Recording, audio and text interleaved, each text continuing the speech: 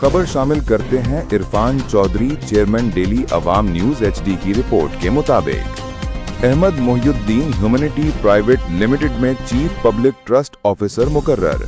साबिक SSP और Pakistan navy के रिटायर्ड अफसर अहमद मोहिउद्दीन ने ह्यूमैनिटी प्राइवेट लिमिटेड में बतौर चीफ पब्लिक ट्रस्ट ऑफिसर जिम्मेदारियां संभाली हैं।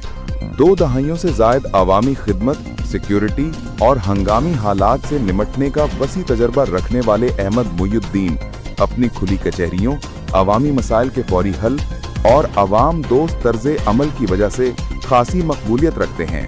वो कंपनी के 2 अहम प्लेटफॉर्म्स मुहाफिज और मोहसिन में अवामी एतमाद, सर्विस के मयार और तहफ़्फ़ुज़ के निज़ाम को मज़ीद मजबूत बनाने के लिए काम करेंगे।